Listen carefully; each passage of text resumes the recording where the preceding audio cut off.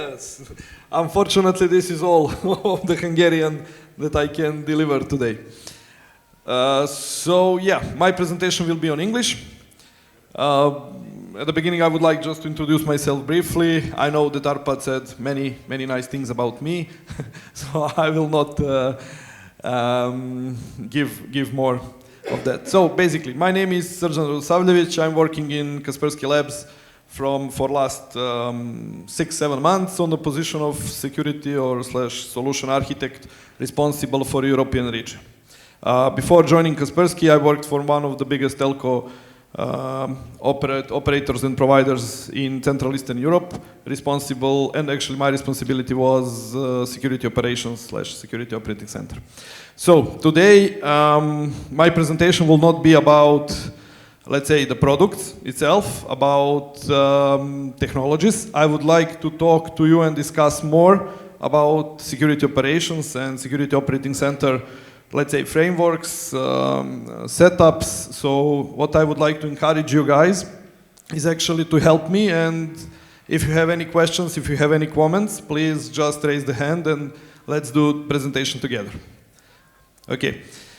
For a very beginning, why do we need SoCs? Why do we need security operations? So basically all of the verticals that we have presented through different technologies and different businesses are actually under the target. So if we take into consideration telco, healthcare, finance, state sector, I would spend like entire day talking only about the threats and about the challenges that those verticals are facing.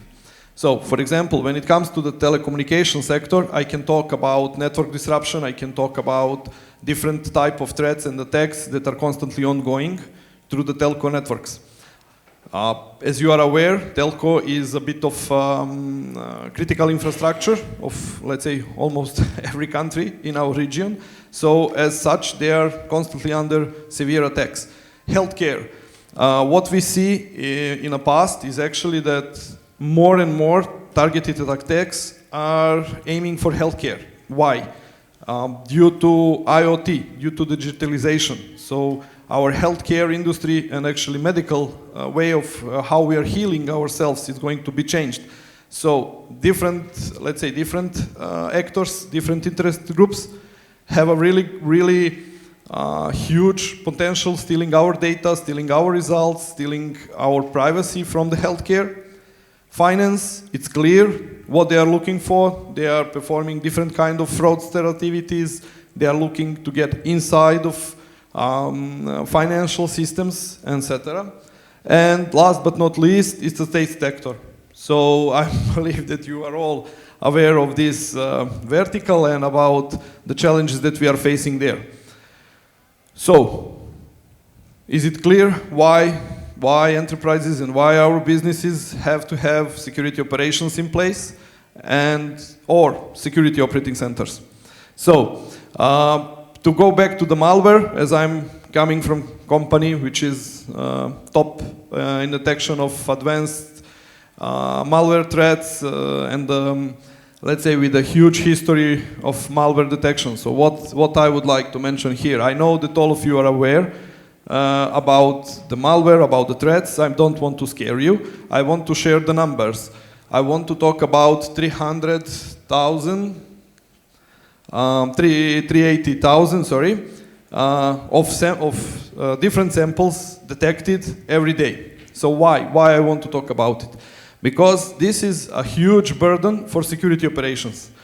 As we saw from my colleague from Palo Alto on his presentation, he was also mentioning this approach. Why?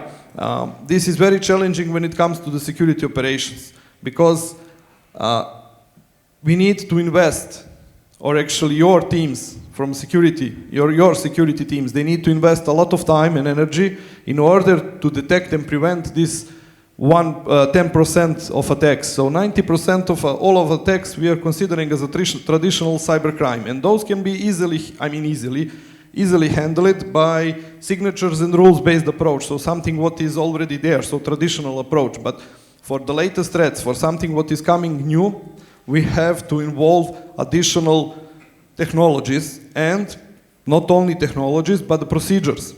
So why I will talk about the procedures? Because my topic for today is security operations. So not about the products, not about the solutions. What we see, that threat evolution has changed. So from 1990s where we had the viruses, so they were copying itself. So what is the difference between the virus and Trojan and other things, right? So virus is just multiplying himself, it's just copying. But then we moved to malware. So what was the malware? It was zero-day attacks, it was advanced persistent threats, it was Trojans, worms, NIMDA, Configure, etc. After that, we saw ransomware. So we saw that the threat actors changed their approach and they want to gain some benefit from developing different type of malware. And now, what we see in era of digital transformation, so all of you, I'm 99% sure that all of your businesses are going through some certain digital change. So you are moving from some, let's say, legacy to something what is new, right? And those changes are actually making business disruption. And in order for us, for you to be able to respond, you need to change your security strategy. You need to support your information security managers. You need to support your chief information security officers by adopting the changes. So, incident-centric approach is something that we are looking for, that we are ready to help in a way of supporting your security operating center or delivering managed detection response, either providing MSSP support, managed security service provider. Why I'm talking about MSSP? Because today we are seeing a huge gap and huge challenge when it comes to the security people and the resources that can help you in order to cope with the latest threats. Previously, we had threat-centric approach with the products and platforms. Today, it's a bit different. Now you need to have a partner, you need to have, let's say, a companion who is mature and who is mature enough to support you on this digital transformation and this new journey. So, briefly about the SoC. What is it? So basically SoC is a combination of processes, people and technologies. I put it security operations here deliberately. So I wanted to mention that actually difference between the security operations and security operating center is mainly about the shifts. So if you are going to introduce 24/7 shift or not.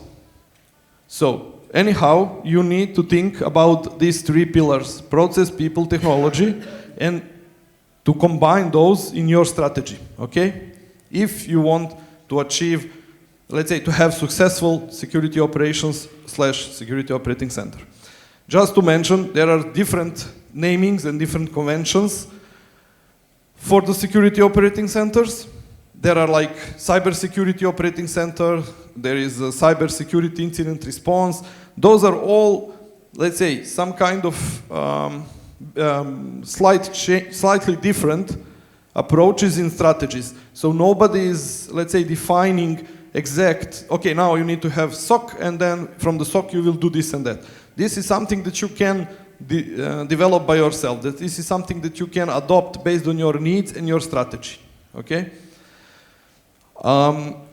Okay, just briefly about the models that we are seeing on the market, the models that we are supporting as a Kaspersky Lab.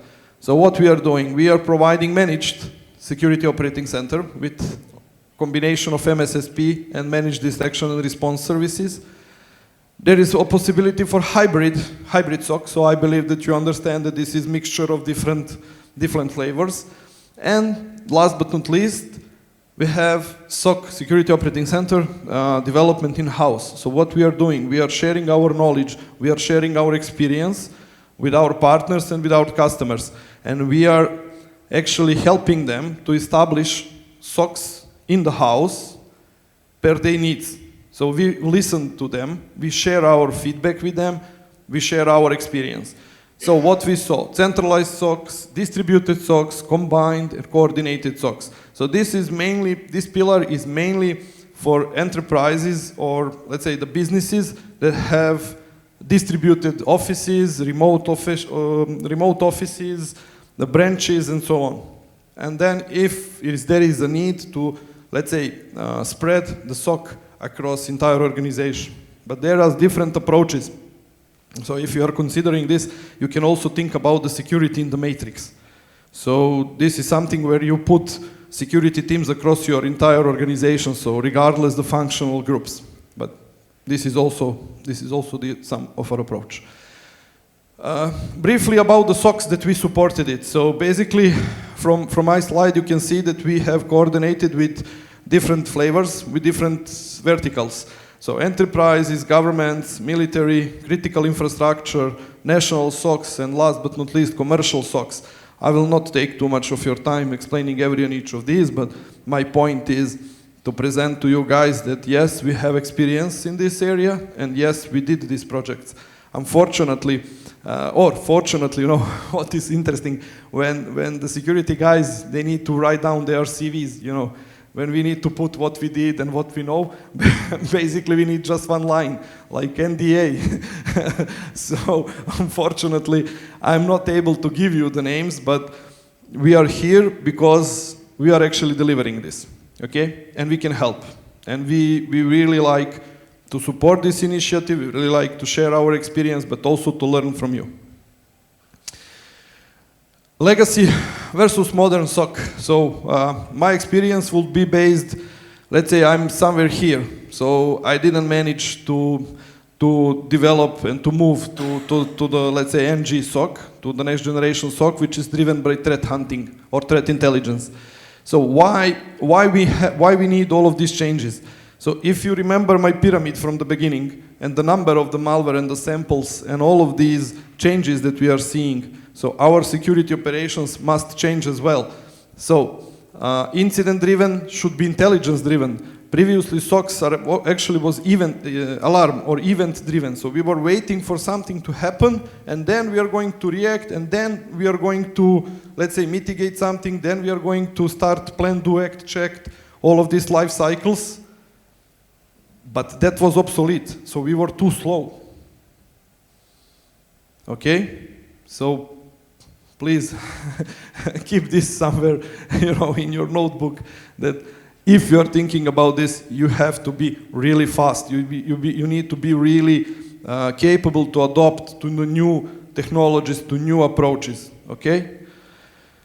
Manual response, please think about automation and orchestration. I know that SOARs, we can discuss about the SOARs, but please think about it. Don't just throw it away because of the budget or because these SOARs can really impact on your incident response time. And what is actually main purpose of security operations? To reduce incident impact time. Okay? Those guys that are working for you, delivering to you security operations, those not are the guys with the silver bullets. They cannot fix everything, but they can help to hurt less. Okay, so help them. Okay, bit about the processes. As I mentioned, the SOCs consist of processes, people, technologies. Don't forget that. So when it comes to the processes, yes, I know it's a bit of a mess, and yes, this is how it looks. Basically, we are focusing our processes and our approach on threat intelligence, which is delivering IOCs and TTPs. Briefly, indicator of compromises, tactics, techniques, procedures. Why we need these? Because the attackers are using those. You know, this is how they are moving. This is when they can get inside of the network. They are trying to stay there as long as practically possible. And they will introduce lateral movement, they will introduce some crazy stuff that you cannot expect. You know, this is something beautiful. And in order to be able to follow on them, you need to have this kind of approach. So you need to change it. Of course, incident response, reporting, of course. And this is I believe that every job in the world is related to reporting. So all of us, we have to report, right? Vulnerability management, something what is really important. I cannot share the name of the company or all these things, but if we had functional vulnerability management in place, we will reduce incidents and different events that we detected for like 20 or 25% at least. Guys, believe me, these numbers are huge. 20% in incident, when you are reducing the number of the incidents, this is, whew, okay. Operation maintenance management, okay, that's, this is additional flavor because for those, your security operations teams, they need to have proper support from the IT or from different departments who will support vulnerability management. So security operations or security operating centers are not something that can be run totally outside of your organization. So those teams must have proper support from different operational units. So either from network operations, IT operations, database operations, application operations, etc., etc., etc. Because all of those, they have some part of responsibility in these processes. Okay? Of course, and then monitoring and detection. I mean, that's clear, right? When it comes to the technology, yeah, I'm an engineer, so I need to talk a bit about the technology, just to make my day be nice. Okay, so when I'm listening about the SoCs or security operations, people are mainly talking about the CM. So, like, yeah, Srdjan, you know, we have a CM, and now everything will be fine. We will detect everything, and we will do everything. Yeah. Then I need to tell them, you know, this like political answer. Yes, but no. Why? Because CM is just one platform. CM is like baseline for your security operations. But this is not only for security operations. So CM is something that you need to have for information security, for data privacy. A colleague in the morning spoke about the GDPR.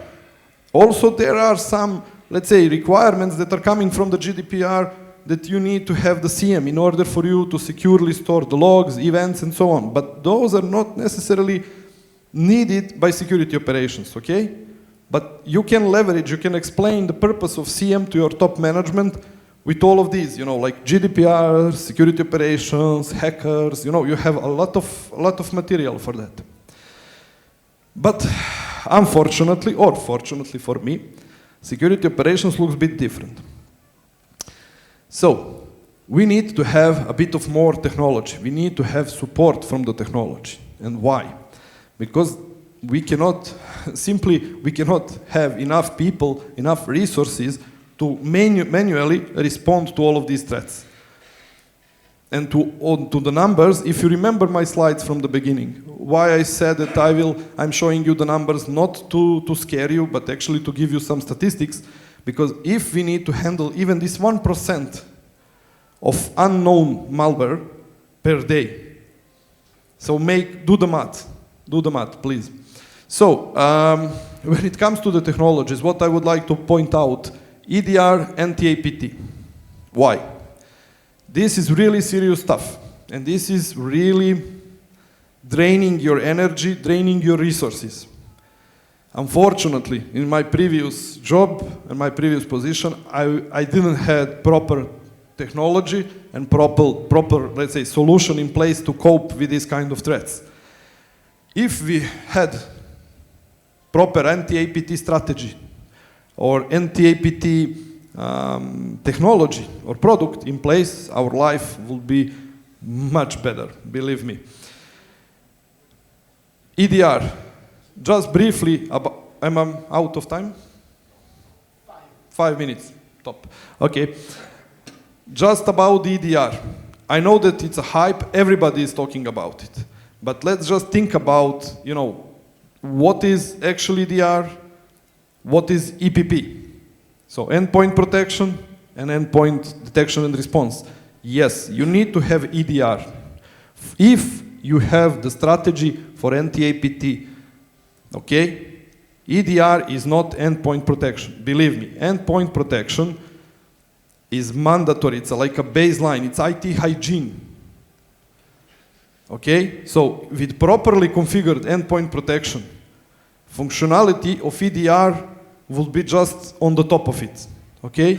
In order for you to gain better visibility, actually to gain your security team possibility to fight with advanced persistent threats, with advanced type of a malware. Okay? Briefly about success factors when it comes to the security operations or information security as such. So all of the, how I see it, all of, let's say, enterprises, all of companies from verticals from the beginning, they should have in place kind of security strategy. They should have some kind of information security management system, which will be supported by security operations, okay? So security operations are not the one who are leading all of these. So you must have some kind of information security management. And though management will do the risk assessment, they will prioritize the risks, and security operations will be there to minimize the impact of the risk, okay? So, management support, risk management, information security, data privacy, GDPR, okay, must be in place. Skilled staff, big challenge, really big challenge. I had opportunity to recruit people in 5 countries around us in last 6 years. This is really difficult, really difficult. Reliable and actionable threat intelligence. So, if we are moving to the NG SoCs, to NG security operations, what is the main driver? Intelligence, threat intelligence. We need to have informations. We cannot sit down and wait for something to happen and then to react. I can say only the good things about my colleagues from Telefonica. Okay, so I believe that you heard about them. They are the ones, okay, I cannot say the only ones, but they are the ones who are sharing their threat intelligence, their knowledge with others, without any contracts, without any obligations, you know. They are like, guys, this is happening, seems that this particular group is targeting this vertical. So, I'm telling you this just for you to think, how can you cooperate with other companies, with other verticals? Okay, so when it comes to the security, we have to put like business differences and business goals a bit aside, okay? Because the guys who are attacking us, they are working together, okay? Proper tools, this is clear. Well-defined processes, yes, believe me.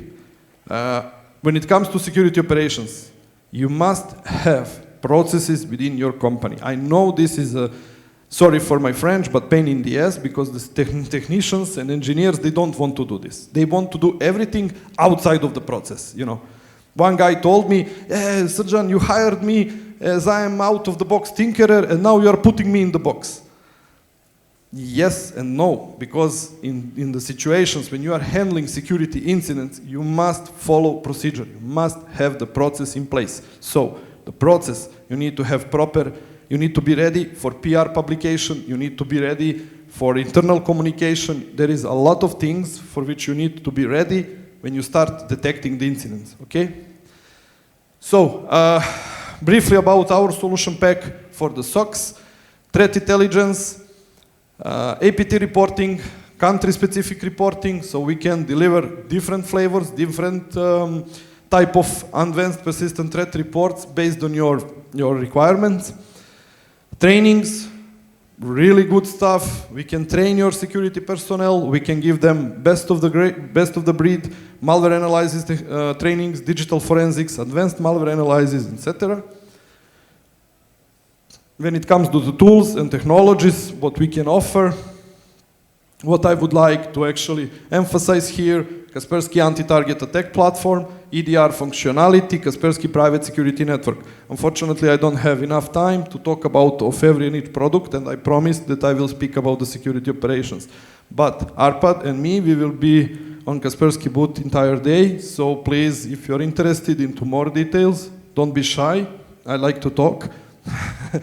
So please be free to approach us. Last but not least, managed services. Why we develop the services? As we saw from the market and the current status, a lot of companies are struggling with the security resources.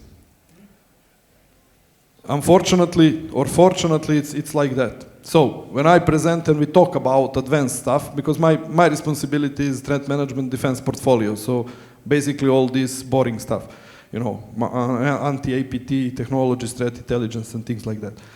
And all of them told me, Srdjan, technology is fine, but who will do this for us? And this was a big question mark for us. It was a big challenge as well. So, thank you very much. Köszönöm.